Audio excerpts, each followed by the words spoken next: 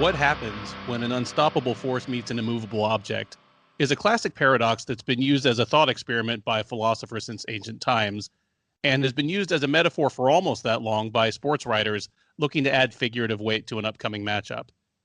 In the UFC Apex this Saturday night, we will witness a main event that is not a case of unstoppable force versus a movable object, but rather a collision between two different kinds of unstoppable force, as the UFC heavyweight division's all-time leader in takedowns faces the division's all-time leader in knockouts. That alone would qualify the matchup as big, but when you add in the fact that Curtis Blaydes and Derrick Lewis push the upper limit of the UFC's biggest division, and their clash carries immediate title implications, it becomes a feeling of something epic. Welcome to the Sherdog Radio Network preview for UFC on ESPN 18, or if you prefer, UFC Vegas 15. I'm your host, Ben Duffy. With me to break down the high-stakes headliner between Blaydes and Lewis, as well as the 10 fights preceding it, is Keith Shillan. Keith is executive producer of the MMA Network, as well as a writer for Sherdog.com and a host and creator of numerous shows for Sherdog Radio, including the Shillan and Duffy Show. Keith, I'll jump right into it with a question for you about this card. The UFC cards on flagship ESPN, they've typically treated as a chance to advertise themselves to the public at large.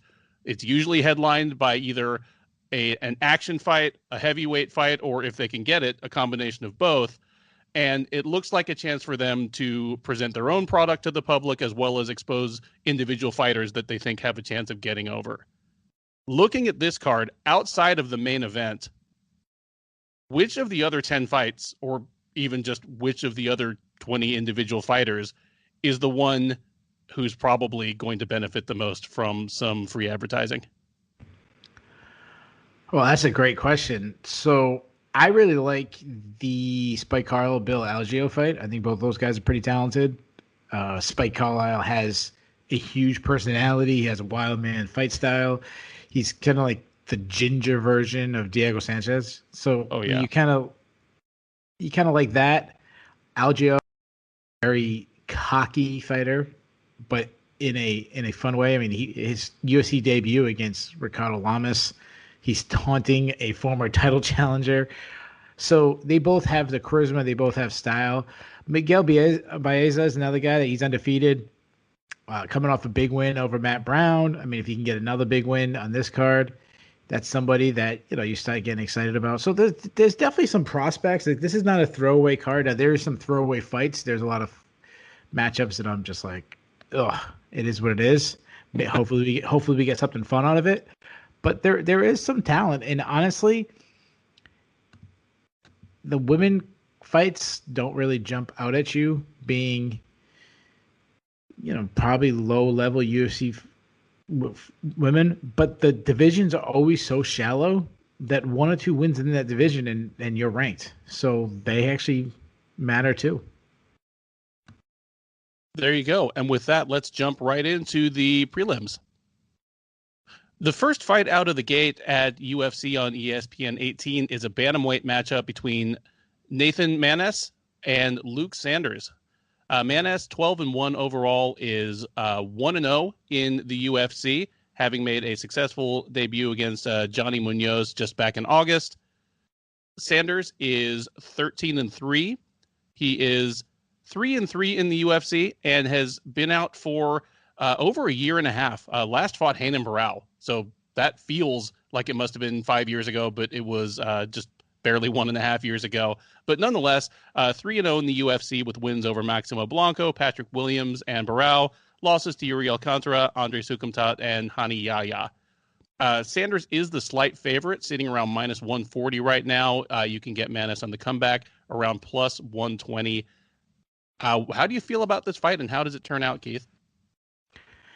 Well, it's hard to get excited about Luke Sanders because he's been so inactive, as you mentioned. I think at this point he's most famous for once dating that WWF wrestler girl. I apologize. I wasn't planning on talking about her, so I forgot her name, but I'm sure there's wrestling fans out there know who I'm talking about. I'm not a wrestling person. But Sanders at one time was kind of had some buzz about him when he first came in the UFC, but that was such a long time ago. He's coming off some pretty bad losses. He's 34 years old. He's been on the shelf for 21 months. That's kind of been the theme of his career recently. Technically, he's a southpaw, good pocket boxer. His straight left is pretty good. He does throw hard, has decent power. He likes to come forward. He doesn't really like to be backed up. He doesn't like to be forced off his back foot. He lacks head movement, which is why he was rocked by Renan Barão. He was rocked by Andrei Sukhotov, by Ronnie Yahya. I mean, Barão also battered him to the body with kicks. He's a decent grappler, though he doesn't really use it enough. Move over to Nick Maness. He's 29, so you like that. He's a little bit younger. 12-1, though I do think he should have lost his last fight. I thought Johnny Munoz beat him. I thought he clearly beat him despite the point to deduction in that fight. That said, I had to rewatch the fight because I completely forgot about the fight, and I completely forgot about Nick Maness as a fighter because there's nothing really that exciting about him. Kind of flat-footed. He's also a southpaw, though he does switch stances a little bit. He loves the leaping right hook, which he kind of overthrows. Telegraphs his strikes a lot by loading up on them so much. He'll go for a takedown, though he's not a strong wrestler. He's a mediocre, I would say, wrestler. He can be out-muscled. Like Johnny Munoz was out-muscling him against the cage. He's a pretty weak defensive wrestler. He struggled off the bottom against Johnny Munoz, was at one point mounted by Johnny Munoz. Johnny Munoz, during the mount, was teeing off him in the first round. Like, Maness was actually saved by the bell in that fight. So as far as prediction, to me, this really comes down to what does Luke Santos have left? Does he have anything left? And if he does, I still think he can beat low-level UFC fighter, and that's what I think Maness is, if he even is a UFC fighter. Maness is pretty bad on the ground. He's nothing special on the feet, so I think Sanders should have a little bit left. Hopefully he does. So I'm going to take Sanders. I'm going to take him by second round TKO. Fantastic. Technically, I don't really have much to add there, but I'm just dying anytime you ask me to choose between someone who's been on the shelf for almost 2 years and somebody who really won just a robbery in his debut and was getting worked over on the ground in the first round. I mean, Maness is someone who can absolutely. Sanders is someone who can absolutely do that to Maness. And unlike like Yuri Alcantara or Hani Yahya, I don't see Maness pulling a Hail Mary leg lock out of it. So, yeah, give me Sanders as well. Hard to have faith in someone who's been on the shelf that long, but I think he's got enough for Sanders. Give me Maness by decision. Just to jump in real quick, I just looked up who Luke Sanders' ex-girlfriend was. Becky Lynch, that's her name. And if I recall, she's like one of the stars of the WWE. Yeah, I think she's the one that was feuding with Ronda Rousey. So yeah, I think she's a mega star. Like I don't know how Luke Sanders got him, but good for him. Maybe I think maybe she wasn't a star when they were dating. I don't really know. And clearly has some skills that he's not shown in the octagon yet, and we hope we never see those ones in the octagon. But this one, we are both picking him to get it done. We now head down to the men's flyweight division, where in our next fight, Mudaerji will take on Malcolm Gordon. Mudaerji is 12-4 overall, 1-1 in the UFC.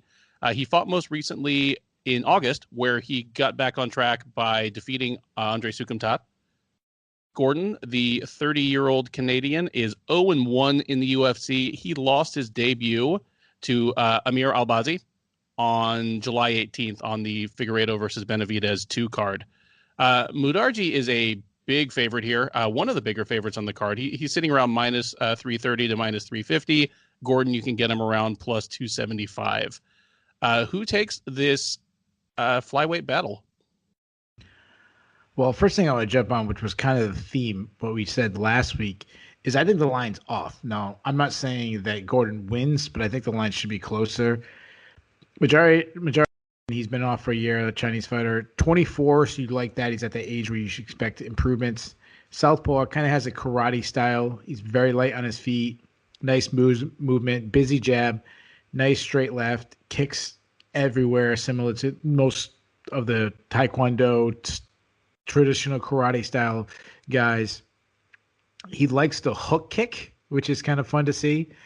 He does lack power. Like he's not a one punch hitter quitter kind of guy. Not much of a wrestler, though. If he does get on top, he has shown some pretty good top control and some good ground and pound. He just will struggle to get it there. Malcolm Gordon, as I just mentioned, I said, kind of a theme. This might be the theme this week. Seems like a regional guy to me. He's pretty explosive, pretty fast hands. His chin is very questionable. He's marked in the past. He's just starting his UFC career, and he already has 3 KO losses on his record. Not a wrestler, but a grappler, if that makes sense. Like, he will struggle to get the ground there, but if he does, he can get a submission. He has 6 submission wins. He is a weak defensive wrestler, but when I just watch him overall, nothing really jumps out to me.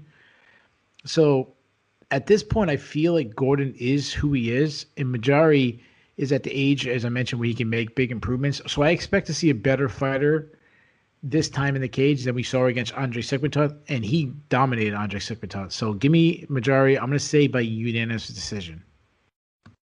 Great. And something that I apologize, I should have mentioned right off the jump, and you were already aware of it, which is why you just jumped straight in. But it's especially odd that Mudaerji is this big a favorite, considering that this is his debut at flyweight. He's dropping down from bantamweight for the first time. My only real concerns are over that. Just based on skill and on what they've shown, I think he has enough to beat Gordon anywhere. My problem is he was already a skinny, spindly, praying mantis of a guy at bantamweight. Like, there are a lot of 5'8" bantamweights, but he looked like a skinny dude. I don't know what he's going to look like at flyweights, but there's every possibility that Gordon turns out to be the stronger guy in the clinch, or the guy who, for once in his career, can kind of dictate the wrestling. And if that happens, all bets are off. But based on what I've seen from them so far, I'm going to just cast my lot in with Mudaerji to look fine at flyweight and pull off a decision as well. Yeah, I'm just going to jump in there one more time. You just mentioned he's moving down weight class. I didn't even realize that. So when I was thinking the line was too big at negative 320, I was thinking, it probably should be negative 220. Mm-hmm. Now that you mentioned he's moving down a weight class, which is, the lower you get down, the harder it is. You have less body fat to suck off, and I think he probably should be 185, 175. Like, I don't think it should be that big of a line at all anymore. Yeah, it's you have to think it's probably just a referendum on Gordon and how kind of mediocre he looked in his debut. That's the only thing it can really be, because Mudaerji hasn't been a world beater either. He's just been a prospect with some potential who now is moving down in weight off a win. We don't know why, but we'll see how it turns out. The UFC on ESPN 18 prelims power on, and we move up to the featherweight division, where Kai Kamaka III will take on Jonathan Pearce. Kamaka, 25 years old, 8-2 overall, 1-0 in his UFC career, having successfully debuted against Tony Kelly at UFC 252 back in August. Pearce is 28 years old. The man who calls himself JSP is 9-4 overall. He is 0-1 in the UFC. Joined the UFC off the Contender Series way back last summer. Debuted against Joe Lozon at UFC on ESPN 6 last October, and just seemed to catch Joe Lozon in the middle of one of his latest and most recent vintage Joe Lozon performances. Got dusted in about 90 seconds. Kamaka is a significant favorite on this card, sitting around minus 330 right now. Pearce around plus 270. I'll go first on this one. I do like Kamaka quite a bit in this one. I liked him in his little spat in Bellator. I liked him in LFA, and I thought he looked good against Kelly back in August. He's not the typical Hawaiian brawler cliche stereotype that we've come to know and love and hopefully grow past over the last 5 or 10 years in the sport. But he's a good all-around fighter, good wrestler, physically strong, powerful, athletic, featherweight. He's not one of the biggest featherweights in the world, but I haven't seen him in any fight where a disadvantage in size and strength cost him.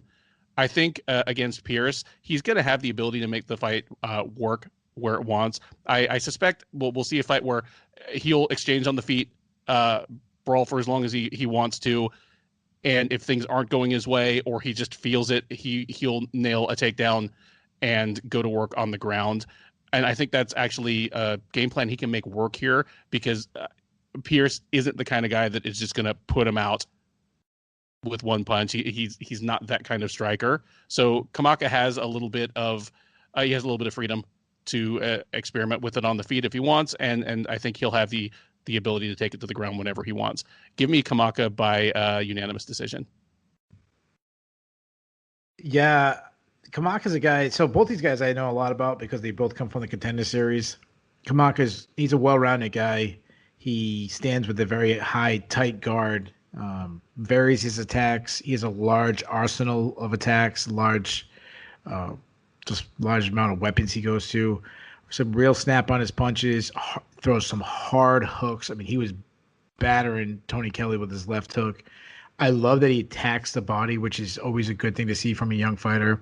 Throws teep kicks down the middle. He loves to step in knees. Shout out to my boy Dave Chicken Parm Stewart. He does get hit in the pocket a lot because he just slides right in. So he kind of gets hit because he just slides in. He's not scared of his opponent's power. In the clinch. Oh, well, let me back up. He has a solid chin. Like, although he gets hit a lot, like Tony Kelly was hit with everything, and Kamaka kept coming. Solid clinch game. He does has an NCAA wrestling background.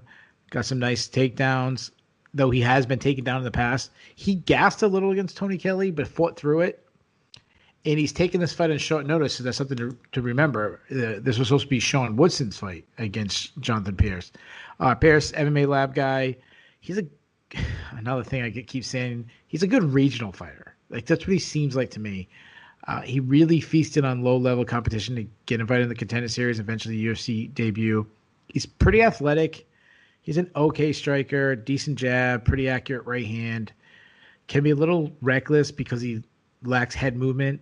He does like some high-flying stuff, like a flying knee. He throws kicks everywhere. That's the majority of his striking game.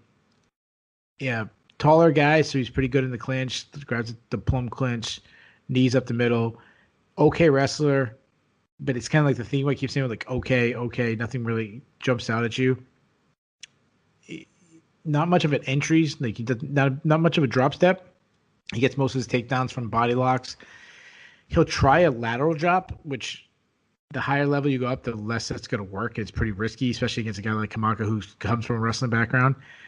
And he will burn energy trying to like excite the crowd with stuff that's not as effective, like suplexes. If he does get on top, he passes the guard, so I like that. He does have some pretty good ground and pound. But if he gets taken down, he'll give up his back to get up, which is never a good thing. I don't think Kamaka should be a negative 330 favorite simply because he's taking the fight on short notice. Like, he's taking the fight on like less than a week's notice, I think, or something like that. Like, Sean Woodson just dropped out. So that definitely worries me, and it's something to keep in mind. That other than that, though, he's better than Pearce everywhere. He's a better striker. He has so many more weapons. When you talked about who jumps out at you on the card, and I was mentioning some prospects, I should have mentioned Kamaka. I just kind of forgot it. He's one of the best prospects on this card. I like him in his future going forward. And then flipped it over to Pearce. I don't like him at all. I mean, he gets smashed by Joe Lazan in 2019 in under 2 minutes. I give him a little bit of pass because it was in Boston. It was in Joe Lazan's hometown. There was a big rumor that was his last fight. UFC debut against Joe Lazan. But still, 2019 loss to Joe Lazan still pretty bad. So give me Kamaka. I think he ends it in the first round. TKO. The bold call there from Keith Shillan on Kamaka versus Pearce. Next up, we are in the women's flyweight division as Gina Mazany takes on Rachael Ostovich. Mazany, 6-4 overall. The 32-year-old Alaskan is 0-1 in the UFC. She lost via super ultra quick knockout to Julia Avila back in June. Ostovich is 4-5 in her entire career, 1-2 in her UFC career, 3-4 if you expand that to include her fights in Invicta. She is a plus 130 underdog, where Mazany is coming in at minus 150 or so right now. This will be the second fight on the card where a fighter dropping down to a new weight class is a favorite in their debut in that division. I'll go first on this one. I mean, first off, this is not a super high level fight. So it's just a question of which fighter has more glaring question marks versus which one has actually shown us more. I don't feel good saying this because, you know, she has a story to her and has kind of some difficulty and tragedy that, you know, we've all had to kind of witness and, you know, and report on. But Rachael Ostovich at this point has shown no indications that she's a UFC level fighter. She's 1-2 in the UFC. Her losses are to Montana De La Rosa and Paige Van Zandt, you know, neither of whom is a terrible fighter, but neither of whom is a world beater or even on the cusp of the top 10. And her one win was over Karine Kevorkian, who was on Tough with her and was one of the worst fighters from that season of Tough. So essentially, she's beaten nobody who's UFC level. The problem with Ostovich is in the very early stages of her career, her game plan worked. I mean, she wants the takedown, and once she gets it there, you know, would prefer the submission. She wants to take you down, beat you up some, and, you know, and choke you out or just beat on you. That hasn't worked against UFC level flyweights. She just doesn't have the physicality for it. Her versus Montana De La Rosa, her versus Paige Van Zandt. It's not even rock, paper, scissors. It's just rock, rock, rock. And they were bigger rocks than she was, because they were two fighters that thrive when they can be the bully and they're the better wrestler, and suffer when they aren't. But against Ostovich, they just, you know, she didn't have anything for them. I think Mazany's going to be that again. I like the idea of Mazany dropping to flyweight because Mazany wanted to be that at bantamweight and it just didn't work. She didn't have the physicality to impose that kind of game on UFC level bantamweights. If she can drop to flyweight and remain essentially the same fighter she is physically, I think she's going to do to Ostovich, you know, basically what Paige Van Zandt did, maybe minus the finish. Give me Mazany. Give me Mazany by a third round finish, either a TKO on the ground or a submission on the ground, but a dominant performance from Mazany. Am I out of my mind, Keith Shillan? Well, I don't know if you're picking against Rachael Ostovich is out of your mind, considering she has a losing record. You said it right. You talked about how terrible Rachael Ostovich is. She's a really low MMA fighter. Is she UFC level? I don't know. But Gina Mazany's not much better either. She's extremely low too. We'll start with Ostovich. You mentioned she's been off the shelf for 2 years now, almost 2 years. Not much confidence in her stand-up, though in the Paige Van Zandt fight, she did start showing a right hand. She was starting to hit it. You know, I'm not saying that she's a stand-up fighter, but she shows some little improvement, so I like that.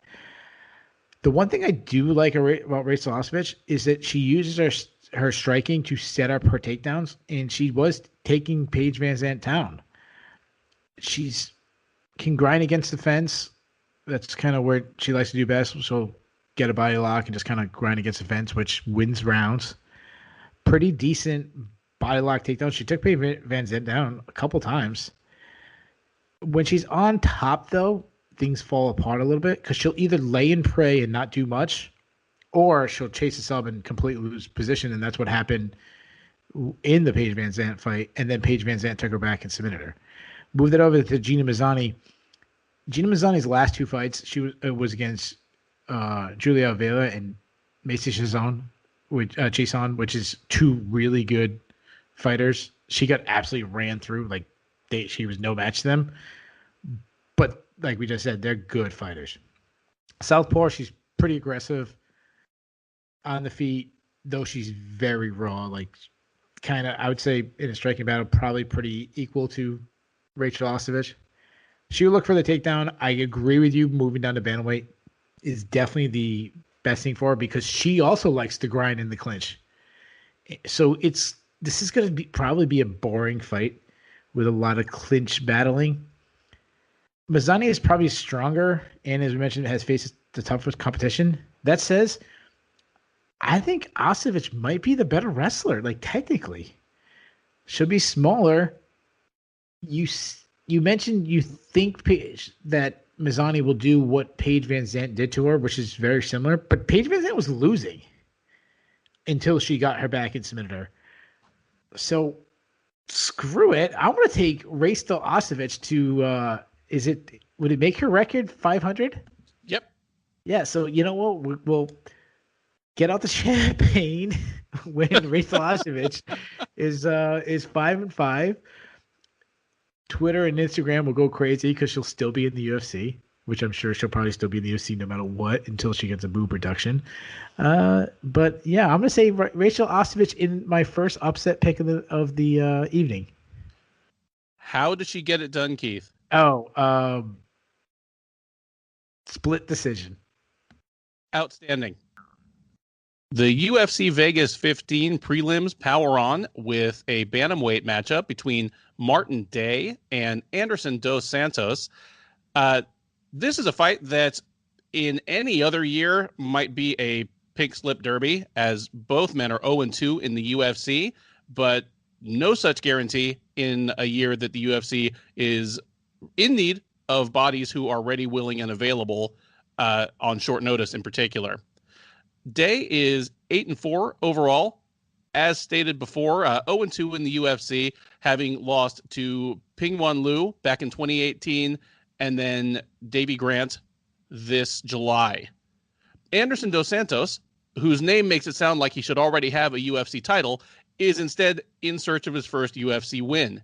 He lost to Nad Narimani back in 2018, lost to Andre Ewell last summer, and has been off since then, so nearly an 18-month layoff.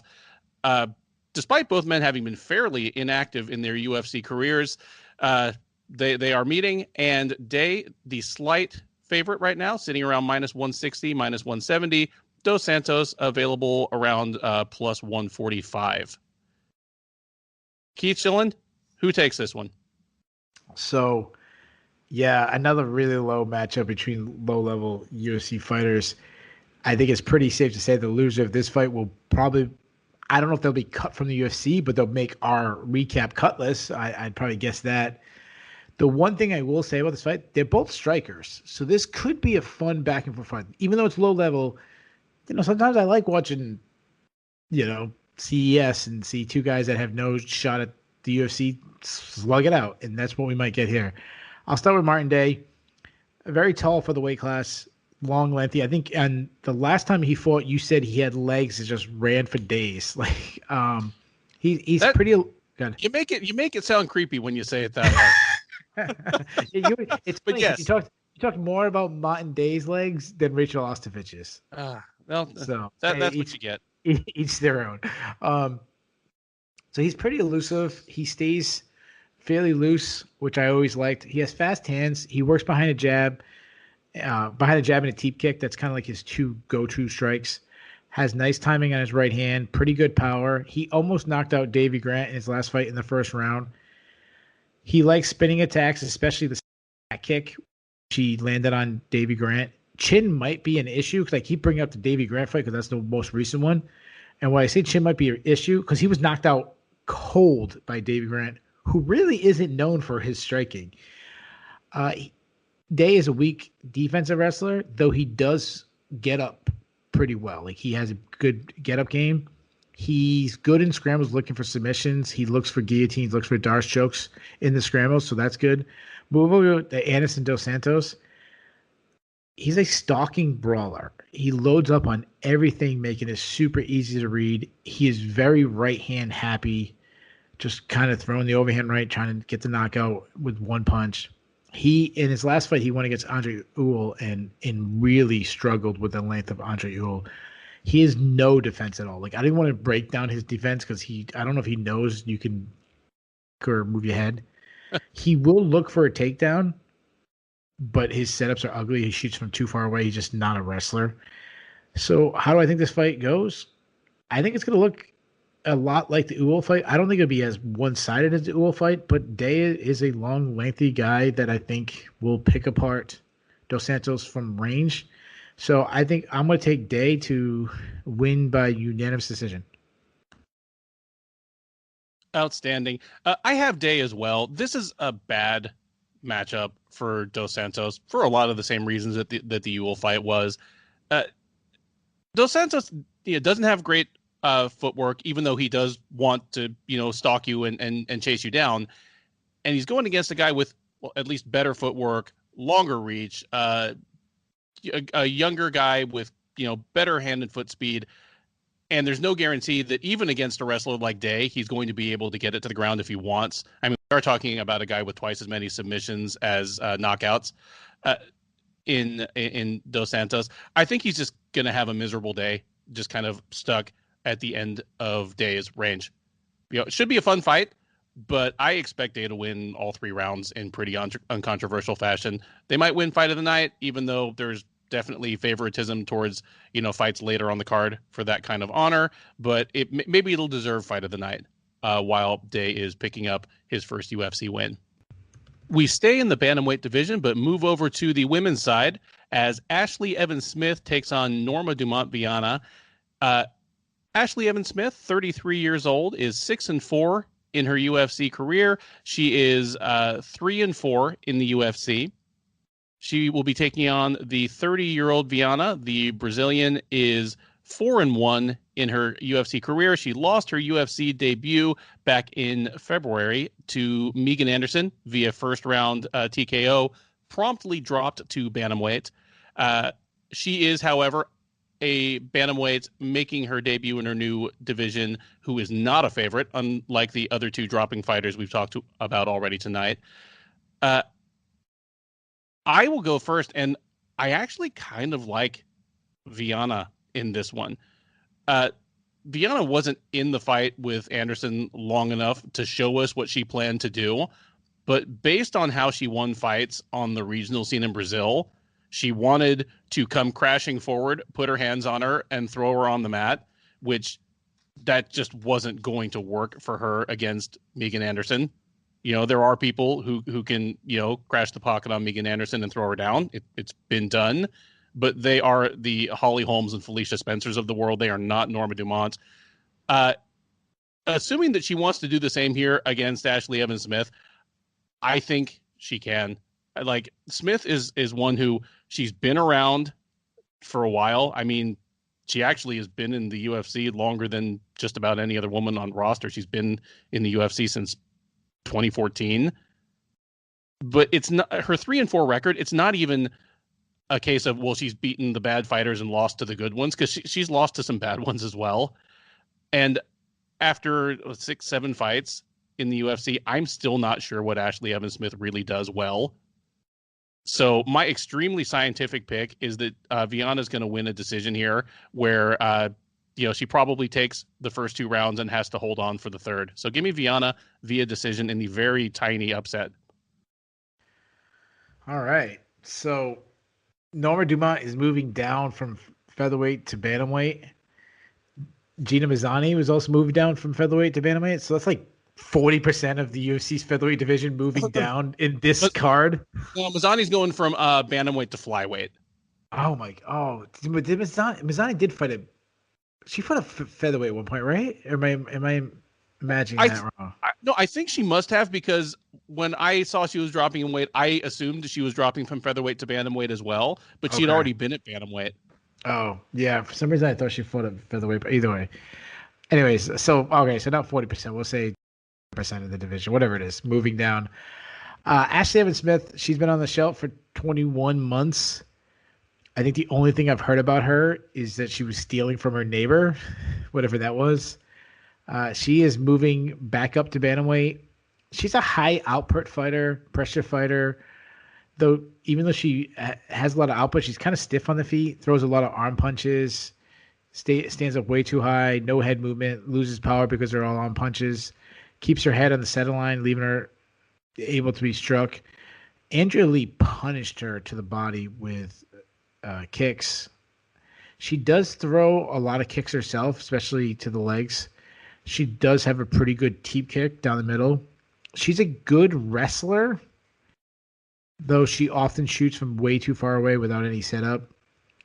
And she also has a very tell sign because when she switches to the southpaw stance, that's when she's looking to wrestle, because that must be what she wrestled back in the day. She led with her, her right leg, so her more dominant, stronger leg. So you can see that if she gets a takedown, solid top control, but she's not Khabib Nurmagomedov on the ground. Move over to Norma Dumont. She's 30 years old, so I don't like that for someone who's just starting the UFC career. But she should be the bigger fighter. I mean, you got one going up from flyweight, the other one coming down from featherweight. So that you like that. She does throw hard. Like in the Megan Anderson fight, she was swinging for the fences. She was trying to get a knockout, though she did keep her chin high in the air, which is why Megan Anderson knocked her out, and chin might be an issue. I'm not going to pretend like I know a lot about Dumont. I tried finding some regional stuff. A lot of it's not that good to find. But I'm backing you. I'm also picking her simply for one reason. I know Ashlee Evans-Smith is not good. I don't know that Norma Dumont is not good. Like they're very well as she could suck. But I'll go with the unknown. So I'm going to take.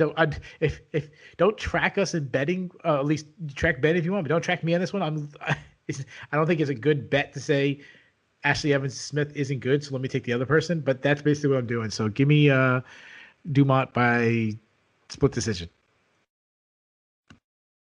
Outstanding. And once again, you heard it here first. Norma Dumont currently available as high as plus 123. So Keith Shillan is telling you that to go ahead and bet the house on Norma Dumont as long as you have an extra house that you are not using and won't miss if it's gone. If that is the case, strong confidence pick here. Do you think there's anybody listening to the show that has two houses? No. Probably not. We'll have to check our numbers in Malibu and Beverly Hills, and maybe who knows? But we're very popular in the ritzy areas. Well, if we're popular with people who have like too much money, that's not a bad thing. I'll take a look at the analytics. We now move up to the men's featherweight division for a clash between a couple of interesting / promising contenders in Spike Carlyle and Bill Algeo. Carlyle, the 27-year-old Californian, is 9-2 in his UFC career. He is 1-1 in the UFC, made a sensational debut back in February, knocking out Elon Cruz in about a minute and a half, and then putting forth a very memorable post-fight speech in which, the endearing nuttiness of his personality was laid bare.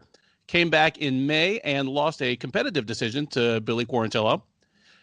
Bill Algeo is 13-5 in his MMA career. The 31-year-old is 0-1 in the UFC. He made his debut back in August, taking on veteran and former UFC title challenger Ricardo Lamas, losing a tough unanimous decision, but making himself memorable nonetheless by taunting one of the most seasoned people on the UFC roster. They will meet in the cage on Saturday. Algeo currently cruising as a slight underdog around plus 140. Carlyle available around minus 170, minus 175. How do you feel about this one, Keith?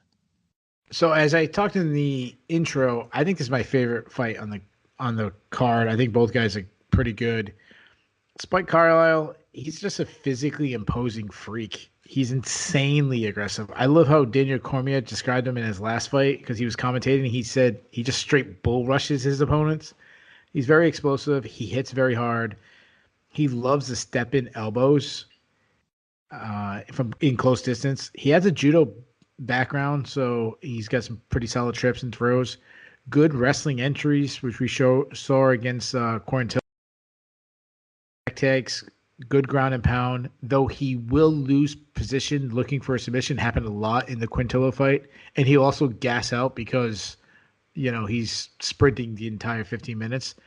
Though he gassed out, he still had moments where he exploded. Like Quintillo would get a position and then Carlyle would explode. Kind of very similar to what we see in Derrick Lewis. Move over to Algeo. He looked great against Ricardo Lomas in his UFC debut, which is obviously a very tough matchup in UFC debut going against a former title challenger. I also thought he shouldn't have got lost. I don't think he should have won, but I thought he should have got a draw. I thought he won the first 2 rounds and lost the last round 10-8 when he gassed out. He's tall. He's long and lengthy. He has pro Muay Thai experience, high output, pressure striker, switches stances, kind of gets you guessing that way. He's crisp striking, quick hands, ends combinations with kicks and punches, especially to the body. Step in knees to the body. Has a nice high kick. Loves flying strikes. He has that. He has a style similar to Means we're talking about. He uses his length to close the distance, not keep the distance, which is fine because he's good in the clinch. He keeps his hands low, relying solely on head movement, which is so funny because I always talk about guys and say they lack head movement. And then I have a guy like Algeo that is all head movement. And I'm like, you shouldn't lack solely on head movement. I mean, no matter what, I'm just not going to give people credit when it comes to head movement. He will get hit, punches that might catch an elbow, catch a forearm, kind of catch his chin. As I mentioned, he's solid in the clinch due to his height. He's a good wrestler, good takedowns. When he's defending takedowns, he likes to stuff the head down and kind of throw those Travis Brown downward elbows. Or he'll look for like a Kimura, which I would rather see the elbows because when he looks for the Kimura, he's been taken down by guys worse than him. He also does the head and arm throw, which gives up his back, which I absolutely hate. Though he's good in scrambles, he'll keep moving. He has a Tim Elliott style, a Brandon Royval style, where he'll keep his hips moving. He's a Brazilian Jiu-Jitsu black belt. He uses his length good on the ground. He looks for triangles, looks for omoplatas, does well to scramble back up. He did gas out against Ricardo Lamas, but it was his UFC debut, and it's Ricardo Lamas. So as far as prediction, as you saw, I talked a lot more about Algeo than Spike Carlyle, more based on my Contender Series previews and seeing him on the Contender Series. This is my pick. I'm going to put it out now right now. This is my pick for Fight of the Night. So I'll lock that in as my Fight of the Night pick. I like both guys' skills. I like both guys' futures. That said, I love Algeo's striking. If he can create a little distance, which is a big if against someone like Spike Carlyle, he's going to come at him like a bull. But if he can have moments where they do, he forces them to exchange on the feet, I think he'll do well. I think he's going to land the bigger shots and the better shots. There will be scrambles, and I think the scrambles are going to be really exciting between these two. I trust Algeo's gas tank a little bit more, even though they both kind of gassed out in the last fight. I'm going to take Algeo by split decision, and this is my upset special, so I'm putting both on this. I'm putting Fight of the Night and my upset pick of the night. I'm taking Algeo as a plus 155, 160 underdog. So That's my pick. Oh, man. I am with you that this one is the front runner for Fight of the Night, and I want to pick Algeo so badly. You already talked about Algeo versus Lamas, and there were a lot of positive takeaways there. One of them being that Lamas really couldn't get Algeo down until the last round when Algeo was really tired. Ricardo Lamas has declined somewhat from his top 5 contender status that he seemed to carry forever in that division. But one of the last things to leave him is it's still tough to stop his takedown. Like, unless, you're just a super powerful athletic guy, like, you're Mirsad Bektic. So it was impressive that Algeo was able to stay off the canvas for the most part and did punish him for trying for the first 2 rounds. However, like, looking at Carlyle's fight versus Quarantillo, I thought Carlyle won that fight. And the dynamic, and yeah, I did too. Like, everyone has the dynamic down right. Carlyle came out like a house on fire, bat out of hell, like insert your own metaphor there. But, slowly gassed out, and Quarantillo pulled ahead. Just greater experience, greater poise, probably, a more solid fundamental fighter in most phases. But I thought Carlyle did enough to win the second round as well. I can really see Algeo working a lot of the same game plan, a lot of the same dynamic on Carlyle that Quarantillo did. Algeo is another seasoned guy. He's, got lots of career experience, got some UFC experience at this point. There aren't going to be any jitters. I want to say that Algeo will survive the onslaught in the first round and then hang on to win the second and third. But I thought Carlyle should have won the second and third, or should have won the first and second against Quarantillo. I think this fight looks a bit like that one. And give me Spike Carlyle by decision in an absolute barn burner. UFC on ESPN 18 powers on with the first fight on the card that's above 145 pounds, assuming no egregious weight violations on weigh-ins day, as Miguel Baeza takes on Takashi Sato in one of the more promising, one of the more evenly matched fights on the card. Baeza, the 28-year-old Floridian, is an undefeated 9-0 in his professional career. He is 2-0 since joining the UFC from Dana White's Contender Series. He knocked out Hector Aldana last October, then took on Matt Brown in May at UFC on ESPN 8, survived and got the better of a wild first round to knock out Brown early in the second. He'll be taking on Sato.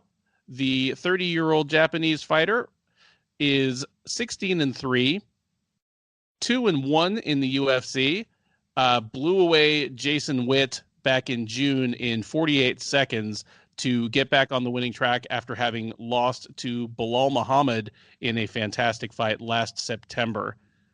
Currently, Baeza is sitting as a slight favorite around minus 160. Sato available around plus 140.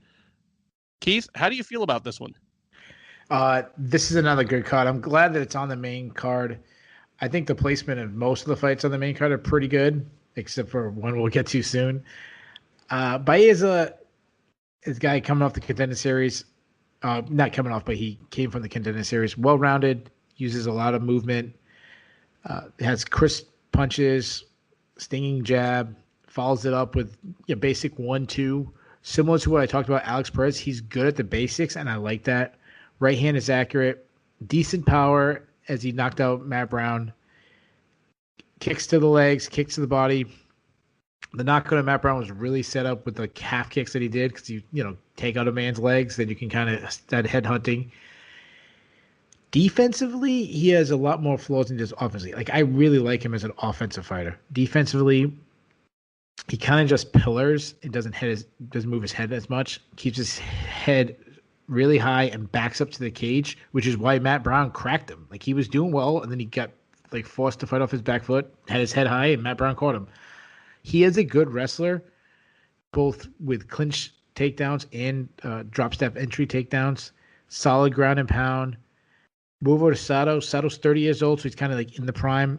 He's been training with Sanford MMA, which you get joining a good gym. Southpaw, very aggressive on the feet. Nice straight left hand down the pipe, which we saw in his last fight. Hits hard, deceivingly hard. Hard leg kicks. He's a good wrestler, good ground and pound. This is a really tough fight, as I like both guys, but I'm going with the upset again, and I really didn't like that Matt Brown at this point of his career, caught the chin of Baeza in that fight. I think if Sato catches his chin, I think Sato could put him out. So, and I also think Sato could just win a wrestling match. So I keep thinking about that straight left that he landed on Jason Witt. I think he can do the same thing to Baeza. So I'm going to take Sato. I'm going to say he knocks him out in an upset. It's not my upset special, but yeah, it's another upset pick for me. All right. I really should have gone first on that one because you said most of what I was going to say better than I could. So now it's just going to sound like I'm cribbing from your notes or something. But Baeza is slightly favored, and that's indicative of what you get some shine off of putting away a legend, even if it's a legend on his last legs. But I honestly found as much concerning about that fight as encouraging. Brown had come in to that fight off of back-to-back knockouts, but they were over Ben Saunders and Diego Sanchez, both of whom, respectfully, are wiped at this point. That he was able to catch Baeza as much as he did in the first round was not encouraging. And especially because this is kind of a classic matchup of an aggressor who wants to come forward and push the action versus someone who prefers to counterstrike. And those fights can turn out any number of ways. Either guy can win just depending on who's better at what he does. But Sato, throws too straight, too hard. And I just think Baeza is going to end up walking into something. I wouldn't call Sato a sniper. He's not Anderson Silva or even Chuck Liddell as you come running at him, but he knows how to give ground, then plant and throw a counter that people seem to run onto. I have Sato in this one, and I'm just gonna go for the gold. Give me Sato by first round knockout. That your upset special? It is not my upset special. Oh, I like that. You got another one coming. I like that. Hey. And you'll learn about it the same time all the rest of these. I have an idea which one it is. But... It is a time-honored UFC tradition, especially for free cable cards, that every main card must have one heavyweight matchup that doesn't seem to make a whole lot of sense in terms of card placement, even if the card already has a better heavyweight matchup on it. With that in mind, we move on to Josh Parisian versus Parker Porter. Parisian, the 31-year-old two-time veteran of Dana White's Contender Series, is 13-3 overall. He will be making his UFC debut. Finally, the universe has stopped conspiring to keep him out of the UFC. He'll be taking on Porter. Porter is 35 years old, 9-6 overall. He is 0-1 in the UFC. He debuted in August against Chris Daukaus and lost at the end of a fairly entertaining first round. And he is trying to get things back on track here. I'll go first. I was impressed with Parisian in his first Dana White's Contender Series appearance. He flattened a man with a spinning back fist, and the most interesting thing about the fight was that his pants fell down every time he tried to throw that thing. Every time he tried to throw that strike. The happy ending for Parisian is that he finally made it to the octagon where he's not using, the one size fits most, hand-me-down fight kits, and he's going to have some shorts that will stay on him when he tries some of his techniques. Even though he didn't get the contract off of his first appearance, he did exactly what you should do. He went right back to the regionals and got busy. He went 5-1 in 2 years between his two appearances on Dana White's Contender Series, off of the second one this August, where he knocked out Chad Johnson in the first round. He's getting the call. I have thought that Parisian is better than the bottom 25 or 30% of the UFC's heavyweight roster since the last time he was on the Contender Series. I don't know if he's a future top 10 contender. That's hard to say about a heavyweight prospect unless they're just, off the charts. They look like Cain Velasquez after 4 fights. But I think Parisian has staying power. Parisian is a minus 230 favorite in this one. I'm perfectly comfortable with that, even at heavyweight. I'll leave you to make the more detailed scouting report on Porter, just because you've seen him more than I have. But his performance against Daukaus in his debut basically played out, as your prediction, would indicate. I like Parisian in this one. I like Parisian. Porter's a tough guy, and that was a wild fight. This one might not be as wild since he knows that, his job is in no way secure. But give me Parisian by second round knockout in this one. Yeah, so the thing that jumps out of Parisian, besides all, it seems like we've been waiting for this guy to be in the UFC forever. He also trains in that Scorpion fighting system team out in Michigan, which is really starting to blossom into a pretty solid, up and coming team. That's where Alicia Zapatelli comes out of. That's where Amanda Bobby Cooper and her husband, I can't remember his name, Brundage. Yeah. Yeah, Cody Brundage, come out of that team. Somebody else recently, I can't remember who, besides Parisian, who came out of that team. So yeah, I just want to point that out. Like I feel like it's a team I've been talking about a lot more. He's a huge heavyweight Parisian. He has to cut to make the 265-pound weight class. He's just a burly kind of guy. He's kind of slow, unathletic, kind of like a Tim Sylvia type, like just kind of burly. He has a straight jab that he uses a lot, lots of kicks. As you mentioned, he has that beautiful spinning knockout over Greg Rebello. He has some big defensive flaws. He ducks his head right to the same side over and over again, or he pulls his head straight back, which could be an issue. Not a wrestler, but if he ends up on top, he's got some pretty solid top control that just happens from being very big. He is a weak defensive wrestler. Going back to when he was on the Tough Show, Michelle Batista, who I believe was in the Olympics, was taking him down at will. Though he was hard to hold down, he has an incredible heart. He just kept working back to his feet, get taken down, and work right back to his feet. He just keeps coming. He reminds me of like a heavyweight Vince Pichel, and I mean that as a compliment. Vince Pichel beats guys simply just by keep coming, like guys who are technically better than him and probably just a better MMA fighter. Vince Pichel will find a way to win just because he just like Jim Miller, he just kept coming after him and eventually broke him. Moving to Parker Porter, this is the guy that I like Parker Porter as a person. I see him at the regional shows a lot. I've seen him fight a lot. He's a nice guy.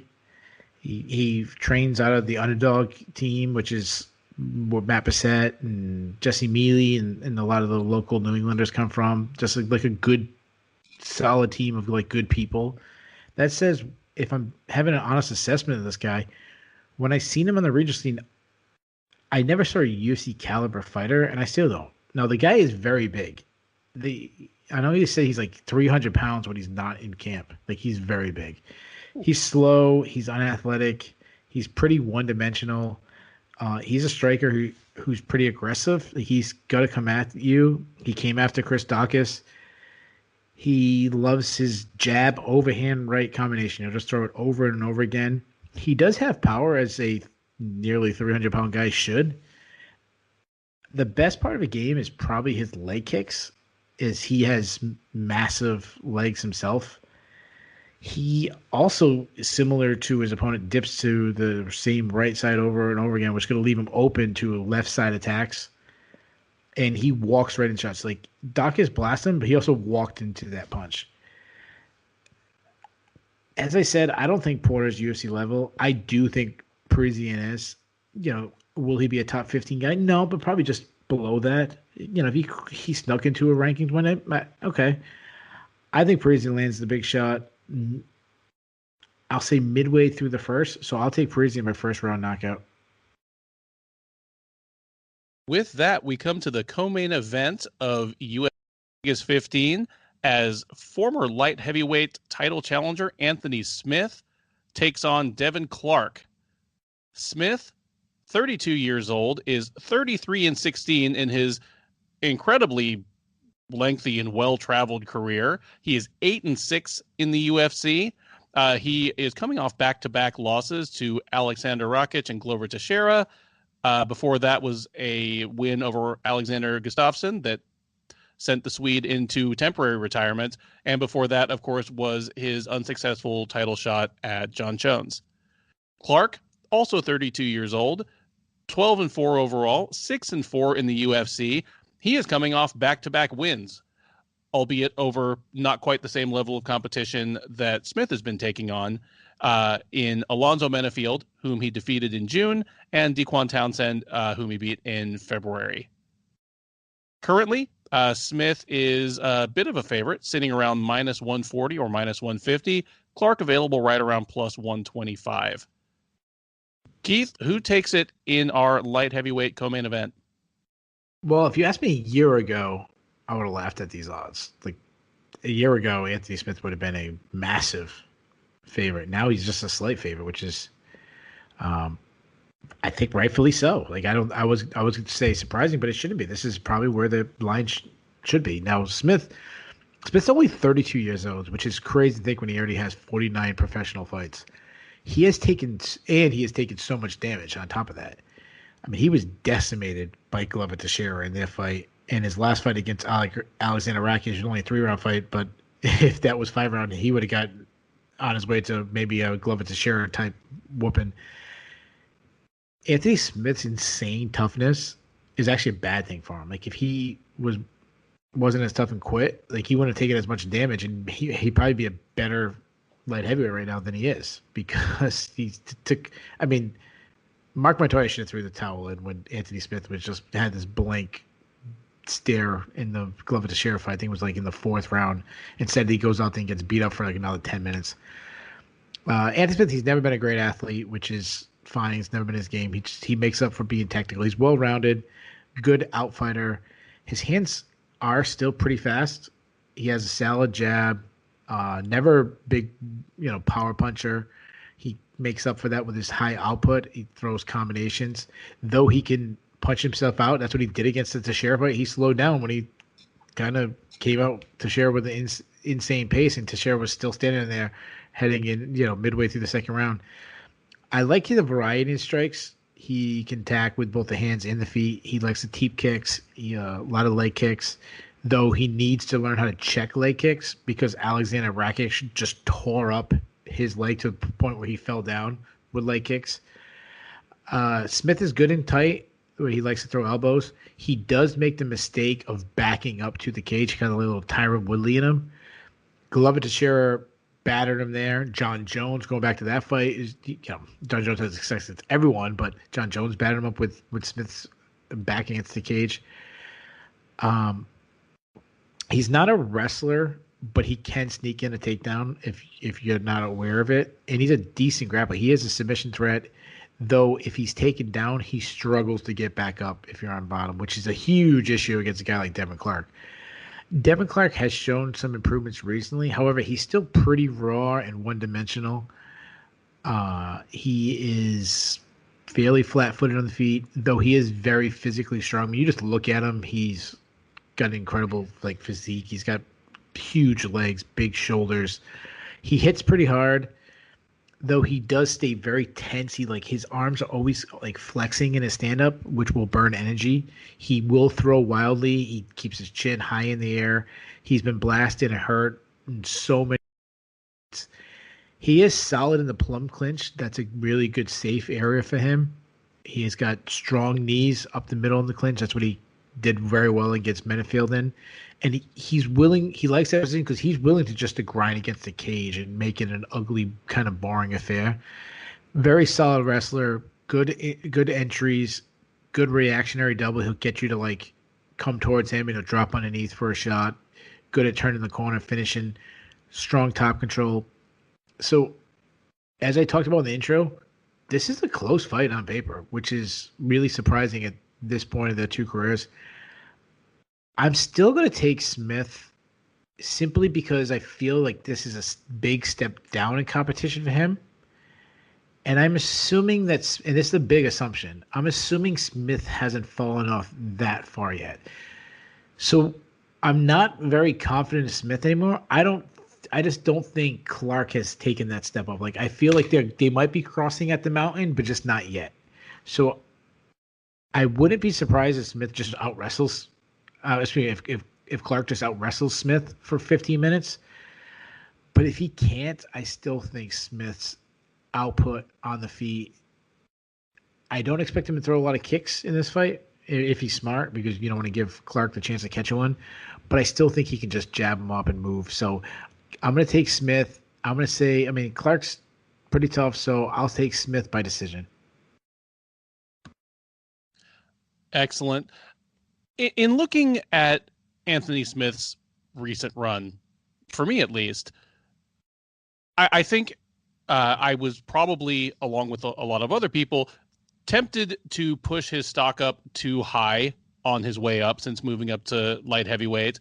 And now I think I am tempted to push him back down into the general population at 205, maybe faster than he deserves as well. He moved up to 205, almost 3 years ago now. after losing to Thiago Santos, and he just immediately rattled off 2 spectacular wins over Evans and Shogun, then won a tough fight against Volkan Oezdemir that was his first real top 10 challenge to get the title shot against Jones. But in hindsight, in Evans and Hua, who, Evans was almost out the door, and Hua definitely has been a depleted version of himself, those were the guys that the Anthony Smith thing works on. Because whether at 170, 185, or 205, it seems like he always has the same strengths and the same liabilities no matter what weight class he's in. Even whether it's at 170 or at 205, he's never the physically stronger guy, but he's always got kind of surprising, hand speed, decent power, not like knock you flat power, but enough that if he connects with a combination, the combined impact, if he tags you with a 1-2, then comes, crashing in, hits you with a knee, and then nails you with an elbow against the cage, you are going to go down from the combined damage. Really, in his last 2 losses, he's lost to people who are not just bigger and more physical, but are the type of fighters that make that work on him, that make you wear their weight. Against Glover Teixeira, it was just, all we talked about afterwards was, how bad the non-stoppage was, how it should have been stopped sooner, how he was gutty. Was it the ref's fault? Was it his corner's fault? The thing I came away with was that was the worst game plan ever on his part. He was trying to do something that nobody has done to Glover Teixeira other than Anthony Johnson in like 15 years of fighting the best, some of the best light heavyweights in the world. Like, you don't just go run up on Glover Teixeira and blitz him in the first round, again, unless you're Rumble Johnson, arguably the hardest hitter in the history of the sport at any weight. Then against Rakic, it turns out that Alexander Rakic is really, really good. And again, just a dreadful style matchup for Smith. Clark can be that guy. He is a bigger, physically stronger guy. He is a better offensive wrestler than Smith is a defensive wrestler. But that would be me trusting him to do the smart thing. I don't know if he will. I wonder if he will be a little overconfident coming in against Smith. And give me Smith. I don't trust Smith's gas tank anymore. But this is only a 3-round fight, and I don't even think it goes 3 rounds. Give me Anthony Smith to pop Devin Clark with something surprising and nasty and finish him in the second round, either with strikes or by pouncing on him and choking him out. Smith by finish, second round. That brings us to the main event and the aforementioned meeting of Irresistible Force versus Irresistible Force, as Curtis Blaydes takes on Derrick Lewis in an ultra high stakes heavyweight matchup. I don't believe it's been expressly said that the winner of this fight is on track for a title shot, but they've got to be really, really close. Blaydes, the 29-year-old, is 14-2.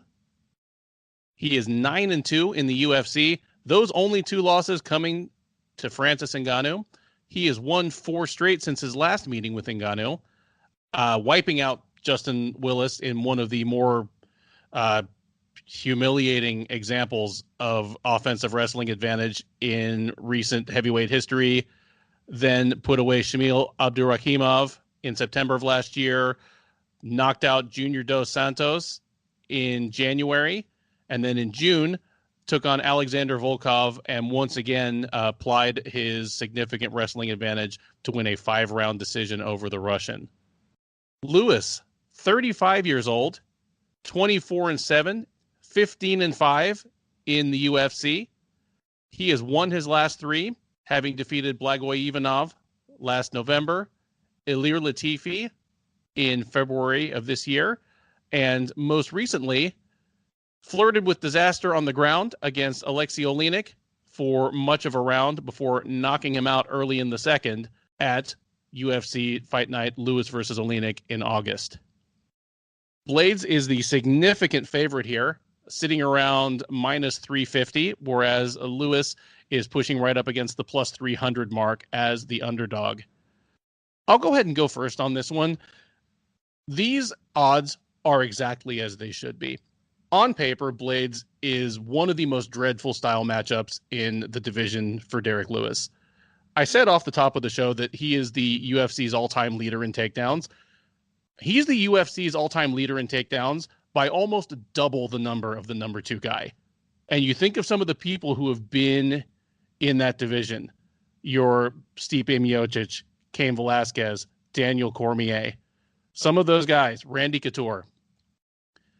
Curtis Blaydes has almost double the number of takedowns as the next guy, and he's not even 30 years old yet. And beyond just the numbers on paper, there is the eyeball test. He looks like possibly the greatest takedown artist this division has ever seen. He has a beautiful offensive wrestling game. I've said before that the strange thing about Curtis Blaydes is if you look at him just standing against a wall without anyone near him, he looks like he could be like a middleweight or something. He has the body of an elite athlete just blown up to the size of a 260-pound man. He's one of the few people in the heavyweight division that like shoots a for real power double. Like Brock Lesnar was the last guy I could think of that, you know, really liked to lean on that as a primary way to get takedowns. There's every reason to think that he'll just bulldoze Derrick Lewis like a road grader. And the thing about Blaydes is he's not a lay and pray guy. He is busy once he gets on top. He's not, I wouldn't say he's quite Cain Velasquez, where it was just breathtaking, like how violently he would just beat 7 colors of shit out of people once he got on top of them. But certainly he's not a man who gets stood up for inactivity. And he never stops being hungry to do damage when he gets on top of people. He put away Alistair Overeem with, just minutes left in a fight he was winning anyway, just because he wanted to elbow a hole in his head. So there's every reason that this guy should be a 3.5 to 1 favorite over Derrick Lewis. There are a few things that give me pause. I think the popular perception of Derrick Lewis, it's accurate in general, but there are some holes in it. Lewis has been kind of undertrained and in questionable shape for his fights for so long that it's almost a running joke that leading up to a fight, he'll be like, well, now my back feels better. This is the time I've really been training like I've never trained before. And then he goes out and he's exactly the same Derrick Lewis that he's been for 8 years now. I'm not even saying that as a criticism. It's endearing. I love that Derrick Lewis is just the most reliable product. But within that, I mean, he just looks like a huge guy who is somewhat trained. He is a nimble and agile guy. He throws head kicks like very few heavyweights have at the top level. Even though he is routinely breathing with his mouth open by the end of the first round, even before he was the UFC's all-time leader in knockouts, long before that, he was the UFC's all-time leader in knockouts in the third round or later. He's a guy that, it's kind of like, Yoel Romero is another one that I think of that even when he looks tired, he never stops throwing effective offense. I mean, you can start rattling off the people that he just dusted after losing 2 rounds and looking like the more tired man. And it goes all the way back to Gabriel Gonzaga in one of his first couple of UFC fights. So there are avenues to victory for him. He's not a complete dope on the ground. Daniel Cormier made him look like one, but that's Daniel Cormier. Derrick Lewis is kind of like Mark Hunt and Shek Congo in that they have surprising survivability and escapability on the ground for a guy that there's nothing he does that a jiu-jitsu coach would even have a name for. Congo would just sort of bench press people off of him. Mark Hunt would just kind of shrug and stand up when he felt like he'd had enough. Derrick Lewis has both of those moves down. If quote unquote jiu-jitsu doesn't work, I would just stand up, or a person, it would be Derrick Lewis. So I think while Blaydes is and should be favored to win, I think he's going to have rougher sledding than people expect. For as long as this thing is on the feet, he is in the danger zone. Curtis Blaydes has shown that he can be put down with one hard punch behind the ear. And other than the man who did it, Francis Ngannou, Derrick Lewis is like the other guy in the division that can do that. So if Blaydes finds that the takedowns aren't coming quite as easily as he expected in the first round, or if he makes the questionable decision to hang out on the feet longer than he should, which he has against a couple of opponents, playing in the danger zone, did not cost him against a Volkov or a Dos Santos in the way it will against Lewis. So we have a hardy, healthy underdog here who nonetheless has demonstrable routes to victory that he's shown that he can accomplish before. So put me down. This is my upset pick of the night. Give me Derrick Lewis over Curtis Blaydes by first round knockout. Wow, that's fantastic. So 2 weeks in a row, we had a main event where one of the fighters was a big favorite and one of us called the upset. Now, my pick last week was terrible. Hopefully yours is much better. So, well, before we do that, let's even just say you made the upset pick and Alex Perez gave us a hell of a fight for 2 minutes, before that didn't pan out. At the very least, let Lewis please just give me that. So the only thing probably crazier than picking a big upset in the main event is Curtis Blaydes is 29. You say he's 29. It's just like crazy to me because he's been in the UFC a while. He's been a top contender, and it's a heavyweight. Like heavyweights are all so much older, and he's 29. It's insane. He's, as you mentioned, he's a big heavyweight. As you mentioned, Curtis Blaydes is athletic. He's pretty light on the feet. Though his striking is developing, and he still lacks confidence in it, I do think it's improving. He's got really long arms, which helps his striking. He has good shoulder feints. He's got a developing straight right that's sudden landing for him. Hard leg kicks. He's got, he's a big heavyweight, so he's got knockout power. He still, for the most part, strikes to set up his takedowns. He's, as you mentioned, he's the best wrestler in the heavyweight division. And right now, other than Daniel Cormier, if he's still in the division, right now it's not even close. His entries are fantastic. He shoots doubles. Cain Velasquez would shoot double every once in a while. Go all the way back to Kevin Randleman. This is who we're talking about when we're talking about shooting. I mean, Rico Rodriguez occasionally, Randy Couture, but not to the consistency that you mentioned by the stats of Curtis Blaydes on his drop step entry. He drives right through his opponent's hips. He's relentless with it. And what stands out to me most is he knows who he is. He doesn't stand up and bang with his opponent because that's what the fans want. He knows he has an advantage in wrestling. He'll go right to it. He did slow down against Alexander Volkov in his last fight, and this is another main event, another 5-round fight. And as you mentioned about Derrick Lewis, which I'll start with his analysis, I 100% agree that the old Derrick Lewis doesn't have a cardio or his cardio is bad. I think is crazy. Yes, his body makes him look like he's tired, but he continues in the fight and then wins late. I mean, I think about his fight recently against Ilia Latifi. That was probably 1-1 heading in the third. Latifi was winning the third round for the most part. And then the last 2 minutes, Derrick Lewis dug deep and won the fight. Derrick Lewis is also a big heavyweight. He's got absolute crushing power, as you says. If he hits you, there's a very good chance he's knocking you out. You mentioned his high kick. He's sneaky high kick. He's very athletic. You did. I don't think you mentioned his flying knee. He'll just throw a flying knee, which is crazy when you see a guy who come fight night is probably 285, and most of that weight is upstairs. Yeah, he's got smaller legs. Yeah, yeah. He throws looping punches, which I don't like a lot. A lot of his he's kind of throwing from his hips. Though his right hand is kind of straight, but he does a looping left. Another thing that Derrick Lewis doesn't get enough credit for is how good his chin is. We don't see him get hurt on the feet by anybody.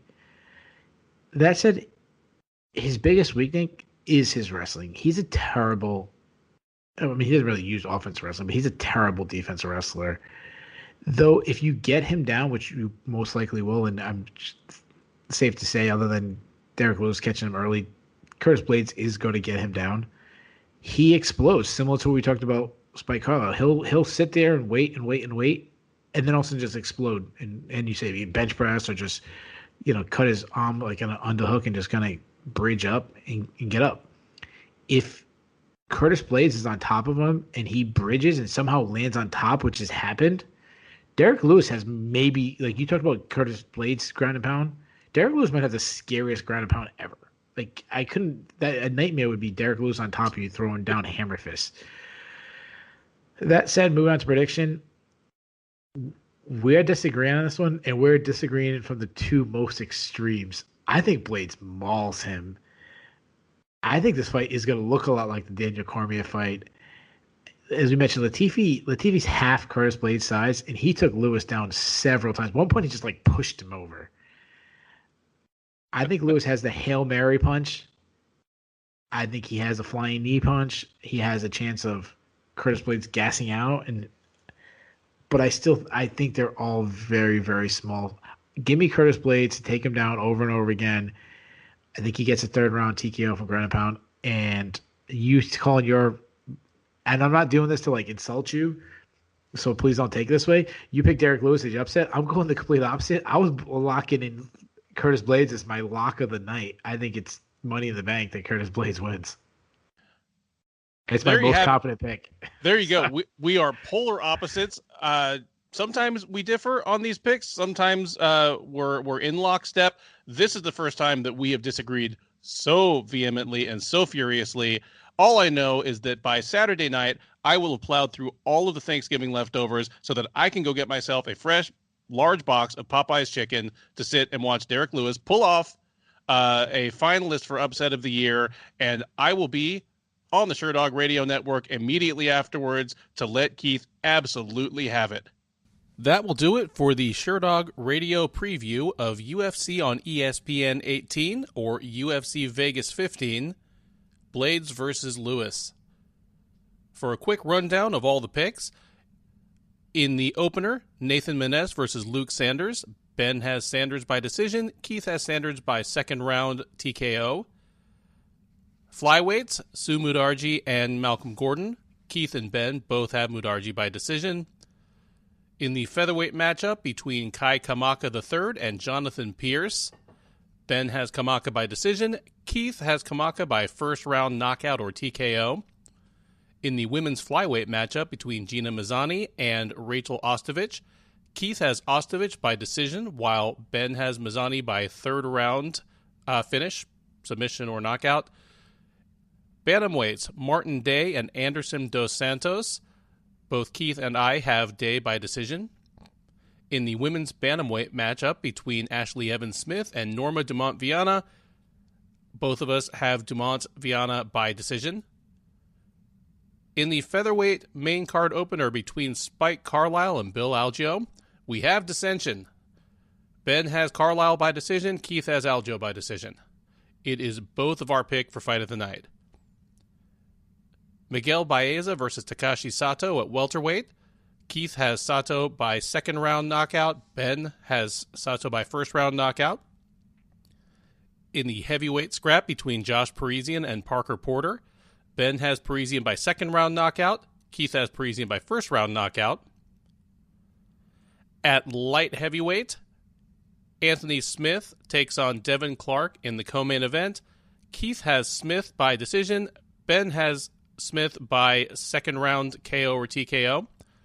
And in the headliner, Curtis Blaydes versus Derrick Lewis. Keith has Blaydes by third round TKO. Ben has his upset special, Derrick the Black Beast Lewis by first round knockout. That's it. Those are the picks. Enjoy your Thanksgiving if you're in the United States, and definitely enjoy the fights.